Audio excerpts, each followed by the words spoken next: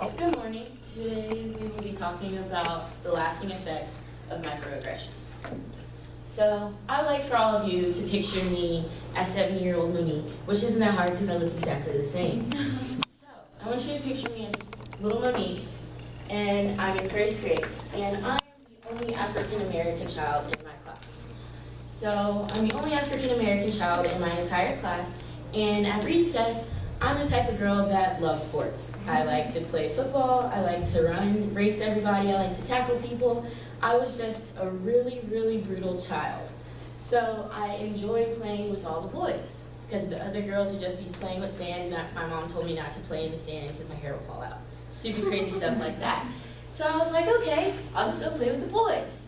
And one day my teacher told me, well, she called me over during recess, and she told me that I was such a pretty little black girl and that I shouldn't be playing with boys because I would get hurt. Now, she and I both didn't realize that she had just said a microaggression to me. So, a microaggression is an unintended derogatory statement. So pretty much, there's two different microaggressions within that one statement. So the first was, you're such a pretty little black girl, implying that I can't be pretty if I was just a normal girl, or that I'm not as pretty as the standard child, which is a Caucasian child.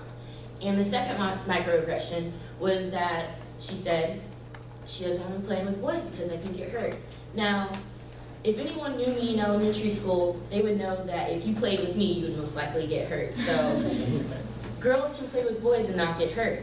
There are multiple different types of microaggression. There's gender microaggression, racial, and there is also sexual and classification. So classification would be like someone that's rich saying for a poor person, you are so smart.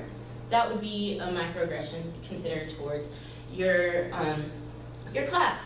So, but today I'm going to be focusing on the racial microaggressions.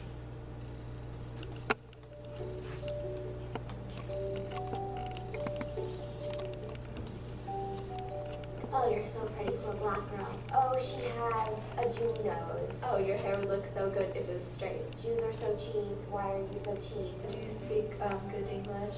How are you an Iraqi Jew? I think the person saying microaggression kind of doesn't really think about it. This person who said it was my friend. Like, I was just honest. They would say something like that. You don't want to make a big deal about it, but then it's also like, you just said something that offended me, so I feel like I should speak up. Because they're micro, because they're very subtle, they're small, you feel like you don't have a reason to be upset. You're overreacting, and people even can make you feel that way when you bring it up. I'm like, oh, you can't take a joke. You're making too big of a deal of this.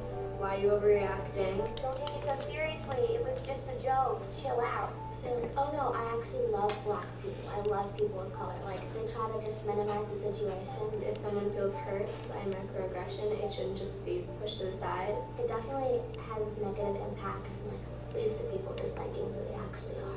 Those kinds of subtle offensive comments can build up over time, and they can have like a deep psychological effect, and you know, they can make you feel bad and they can make you doubt yourself. We try to just use jokes to like make things less awkward or like use social experiences, but it is important because you need to like be aware of what you're saying and like who you're speaking to.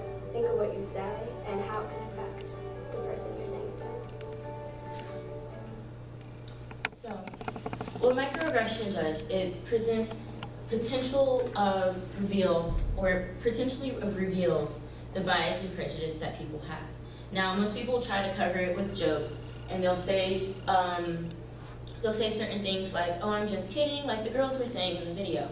I've actually had an experience of me working very hard, and I take pride in what I do. And once I got to high school, my goal was to touch backboard by the end of my freshman year, and I was able to do it.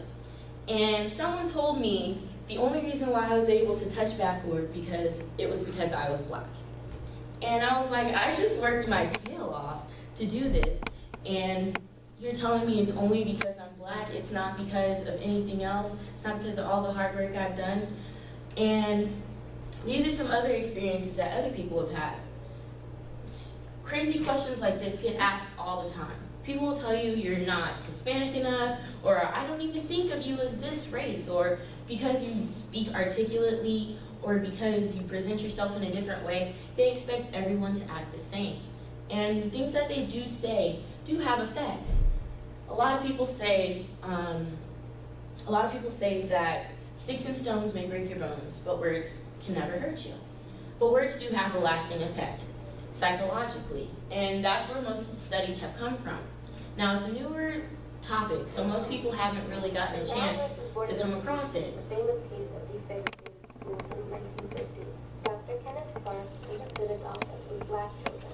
He asked them to choose between a black doll and a white doll. In most instances, the majority of the children preferred the white doll. I decided to conduct this test with Dr. Clark to see how we progress in study. Can you show me the doll that you like best or that you like to play with?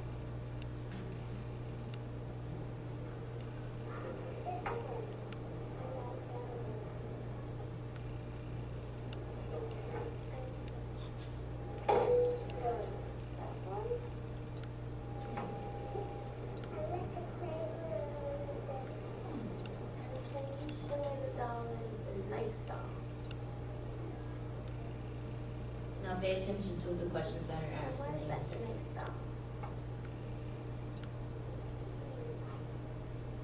And can you show me the doll that looks bad?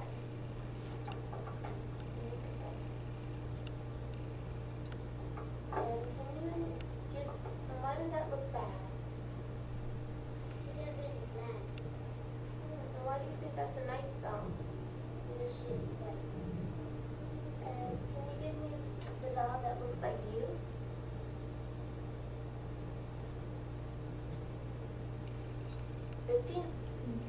Now you can see the little girl with hesitation classifies the doll that is bad with herself.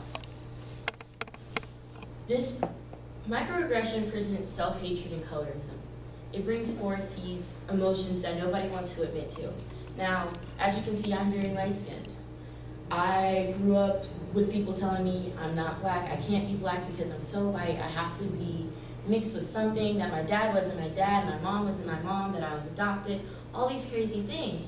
And it made me want to hate everyone else for telling me this, and I honestly walked up to my parents, I was like, am I adopted? Because everyone says I'm adopted, so I have to be.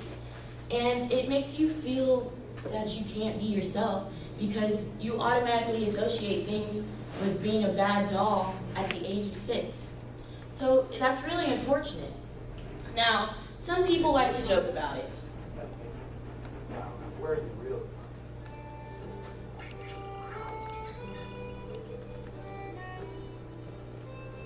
God, like, how do you eat with a fork and knife? It's so hard. I could never do that. Your English is great. Are you adopted? So how come you only hang out with other white people? You must be really bad at math. Come on, guys. Don't you have trouble telling white people apart? Like, I can't tell you guys apart. Hey, look at me. I'm white. No one's lucky you're white because your people are just naturally bad. Do you have a normal name too, or just your own? Are your parents like super white? Hey, you watch How I Met Your Mother? So into white culture. I love white actors. Hey, I hate change. You know, I'm really into Western religions lately. Like, I love how they're so angry and uptight, you know? I decorate my whole house in crosses. Who's hungry? You're Italian? I love pasta. A pizza. A pizza. Your parents must have been super not strict. You just do whatever you want. Oh my god, 2 forks? That would look totally cute in my hair. I just love dating white guys because they're so large and overbearing. Hey, you don't really into white girls. Just white. Hey, where you going? Come on. Come on, Emmett. Now, even though they do start laughing at this and they're trying to make it a light joke, it's really not taken, it should be taken a lot seriously. Things like that get asked to African Americans, Latinos, and also Asian Americans as well. Microaggression is something that can have serious lasting effects and can present a lot of different problems in a minority's life. So before you speak, before you make that joke that you think is so funny, think how it'll make them feel. Thank you. Bye.